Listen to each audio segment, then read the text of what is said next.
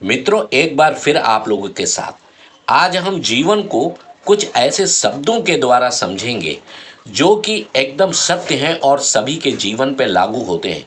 मित्रों, अगर ये चीज आजमाई जाए तो हर व्यक्ति अपने जीवन सफल कर सकता है। कहानी है जिंदगी के 4 शब्दों पे: सब्र, विवेक, बुद्धि और समझदारी। बहुत समय पहले की बात है। पहाड़ों और नदियों से घिरा एक छोटा सा राज्य था, प्रज्ञापुर। यह राज्य बहुत अमीर नहीं था, पर यहाँ के लोग शांति से रहते थे। इस राज्य की खास बात यह थी, यहाँ के राजा का मानना था कि तलवार से बड़ा हथियार बुद्धि होती है और सोने से बड़ी दौलत चरित्र। इस राज्य में एक युवक रहता था, सिद्धांत। सिद्धांत साधारण परिवार से था, पर उसकी आंखों में सपने असाधारण थे। वह जल्दी सफल होना चाहता था, बड़ा आदमी बनना चाहता था, पर एक कमी थी, वह जल्दबाज था। सब कुछ तुरंत चाहिए था। बिना समझदारी के लिया गया निर्णय। एक दिन राज्य में घोषणा हुई कि जो भी व्यक्ति पहाड़ के उस पार छिपे खजाने को खोज लाएगा, उसे आधा राज्य दे दिया जाएगा।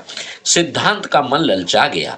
बिना पूरी जानकारी लिए, बिना किसी अनुभवी से पूछे, वह अकेले ही निकल पड़ा। रास्ते में कई लोगों ने उसे रोका, बेटा पहले रास्ता समझ लो, इतनी जल्दी क्यों है? पर सिद्धांत ने किसी की नहीं सुनी। परिणाम यह हुआ, वह घने जंगल में भटक गया। 3 दिन तक उसे खाना न मिला, न पानी। तब उसे पहली बार एहसास हुआ, समझदारी का मतलब है उत्साह को दिशा देना। अगर वह पहले सोचता, पूछता, समझता, तो यह हालत ना होती। किसी तरह जान बचाकर वह वापस लौटा। अपमानित था, टूटा हुआ था, पर भीतर एक बीज बोया जा चुका था, सीखने का, बुद्धि का सही उपयोग। समय बीता। सिद्धांत ने ठान लिया कि वह अब जल्दबाजी नहीं करेगा। उसने पुस्तकों से ज्ञान लिया, बुजुर्गों से बातें की, यात्रियों के अनुभव सुनी। एक दिन राज्य में अकाल पड़ा, लोग घबरा गए, व्यापारी अनाज छुपाने लगे, राजा भी चिंतित थे। तभी आरब ने, सिद्धांत ने सुझाव दिया, अगर हम अनाज को समान रूप से बांटें और कुछ हिस्सा बीज के लिए बचाएं, तो अगली फसल बेहतर होगी। यह बात साधारण थी, पर इसमें बुद्धि थी। समस्या को जड़ से समझने की राजा ने योजना बनाई। अकाल टल गया। सिद्धांत को पहली बार सम्मान मिला।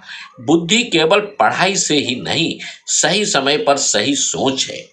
सब्र की परीक्षा। सम्मान मिलने के बाद सिद्धांत के सामने अवसरों की बाढ़ आ गई।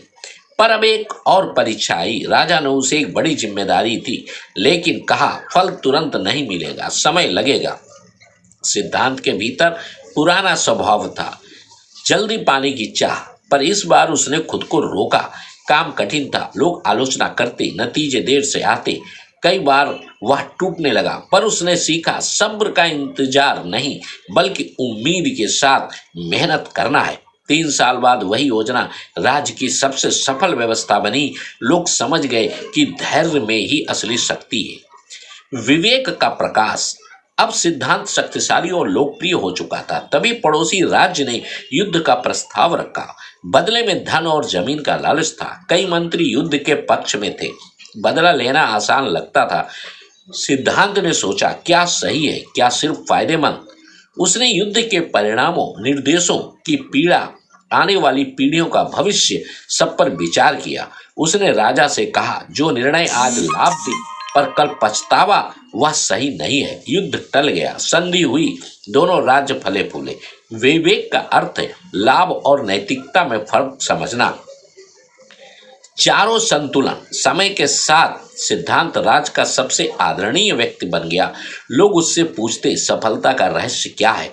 वह मुस्कुराकर कहता, समझदारी, ताकि गलत रास्ते पर कदम ना रखें। बुद्धि, ताकि समस्याओं का हल खोज सके। सब्र, ताकि समय के साथ पके फल को तोड़ सके। विवेक, ताकि सही और गलत में अंतर कर सके। फिर इन चारों को जोड़ते हुए, इनमें से अगर एक भी चीज कम हो गई तो जीवन लड़खड़ा जाता है। निष्कर्ष ये है, जीवन संदेश ये है मेरे मित्रों, ये कहानी केवल सिद्धांत की नहीं है। ये कहानी हर उस इंसान की है जो आगे बढ़ना चाहता है। बिना समझदारी के उत्साह विनाश ला सकता है। बिना बुद्धि के मेहनत भटकाव बन जाती है। बिना सब्र के प्रयास अधूरे रह जाते हैं। बिना विवेक के सफलता खोखली होती है। जब ये चारों साथ चलते हैं तब इंसान केवल सफल नहीं, महान बन जाता है। Thank you the all. Video को लाइक सब्सक्राइब जरूर करें।